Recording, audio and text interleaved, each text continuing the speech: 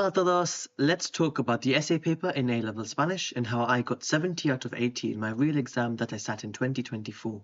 I got 34 in the question on La Casa de Bernarda Alba and 36 in Volverde. But don't worry, if you study other books or movies, what I say in this video will also apply to you. I'm going to cover these 5 areas, so what the examiner wants, misconceptions, what to do every week in the lead up to your exams, how to predict what questions might come up and if it's worth doing that, and lastly showing you my insights that I learned from looking at my real exam scripts. So let's start off by looking at sort of your day-to-day revision, what you're going to be doing in the lead up to your exams. The first thing, which goes without saying, is your knowledge of the plots. And by this I just mean knowing all the characters, all the themes, quotes and stuff like that. Characters and themes go hand in hand, and a lot of the exam questions you find are related directly to specific characters and specific themes. You want to make sure you've rewatched or reread the book or the movie at least a couple of times before your exams. I also mentioned quotes. With quotes, you do want to learn as many quotes as you can. You don't need to use direct quotes in your essays, but the more quotes you know, the better evidence you can use to back up your points in your essays. And you might choose to use something like flashcards just to go through quotes. I don't have any specific decks of flashcards on stuff like Anki already made. I would recommend just maybe go on Quizlet. I'm sure you find loads of sets of quotes. But I do have like a PDF list of quotes for La Casa and Volverde on my website astarspanish.com. Direct quotes are needed in your essays, but you do need evidence, so you can sort of roughly quote a scene without having direct quotes, but obviously don't put in quotation marks if it's a rough description of the scene. So I'm going to write direct quotes on technically needed.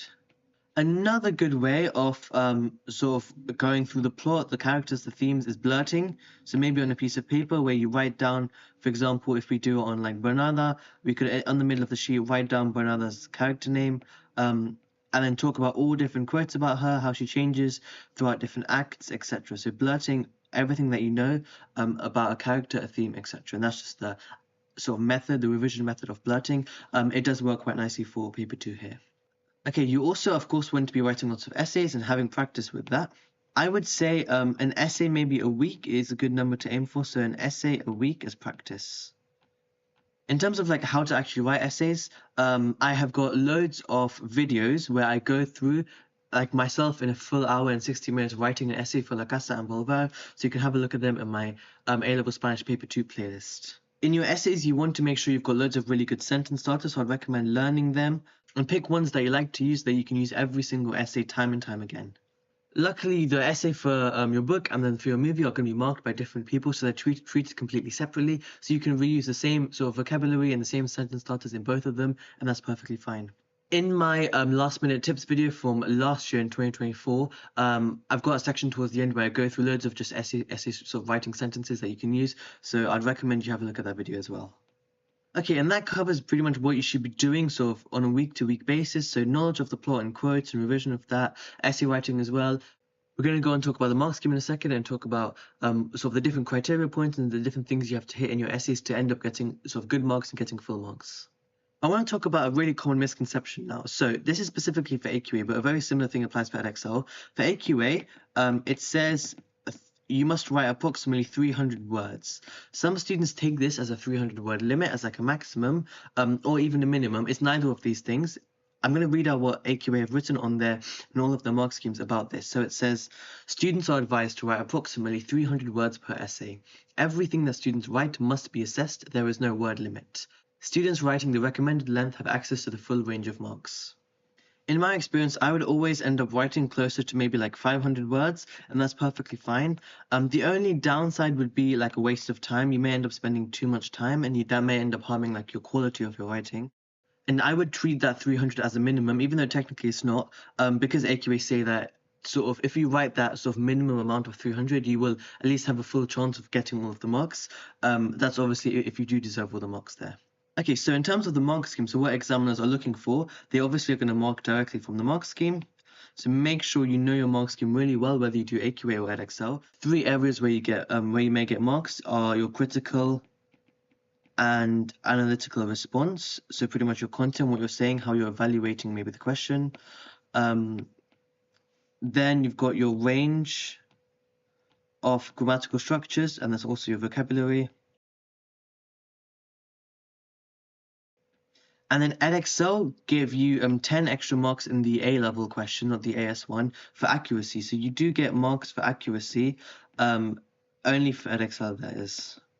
And in terms of for AQ8, for this mark band here, the range of grammatical structures and vocabulary, you are allowed to make minor mistakes. So AQ8 stay on the mark scheme. Minor mistakes are ones that don't harm your communication mark. So for example, adjective agreement, those mistakes are allowed as long as they are occasional. So you can get full marks for this even if you've got occasional minor mistakes, which are allowed. So they don't expect your work to be 100% perfect.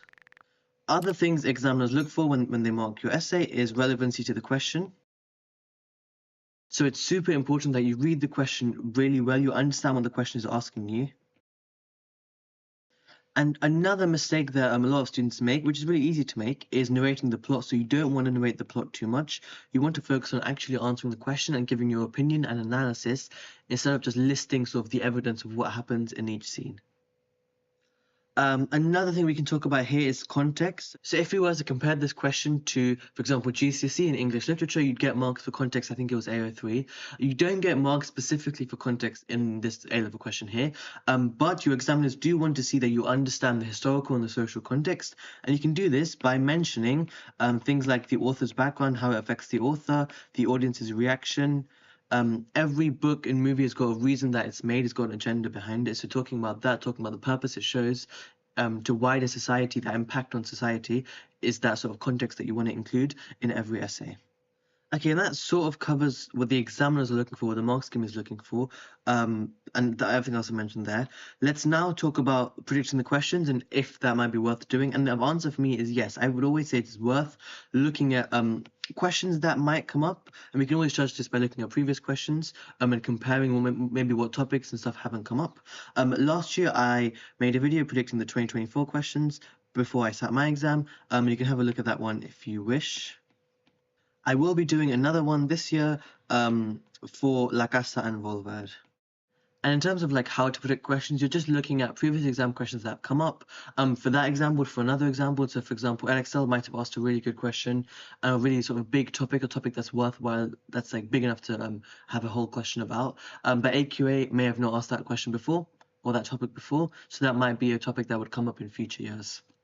Another part of your revision might be making up questions yourself or using questions from other examples and practicing answering those. For example, if you've seen all the AQA questions, maybe you've done all of them. Have a go at making up your own questions. You can get ChatGPT to produce some questions, look at questions from other examples as well, and practice answering questions from a wider scope that AQA may end up using in their future questions. Okay, and the very last thing I'm going to talk about in this video is sort of insights from my real examiner script. Unfortunately, I'm not allowed to share my script publicly, which is really annoying, but I'm going to go through some things maybe that I've sort of learnt from it. When marking, examiners put like full-on comments on the script itself, I guess to justify their marking, so it's really interesting to read. So one recurring thing I learned from that is all of your points need to be backed up by evidence. Anything that you say that is your opinion that's not factually true needs to have some sort of evidence. Throughout my script, the examiners have written evidence, question mark, evidence, question mark. So they want to see evidence for literally everything that you mention that isn't true, that you should evidence because maybe it's your own opinion. Another thing is make sure you answer every part of the question. So the mistake I made is that the Volvera question, one of them had like sort of two parts. So it was one big topic, but it mentioned two different things in like the statement or the title of the question. I only really focused on one of it, and the other part I mentioned in my conclusion. You need to make sure you mention everything in your sort of statement they give you. Quite often nowadays, the exam boards are giving statements instead of like questions. Make sure you include every part of that. If they give you a couple of options, for example, in La Casa, I know one time they mentioned like social classes and something else. You need to mention both of those things in your essay. So really dissecting the exam question and then mentioning every part of the exam question in your response.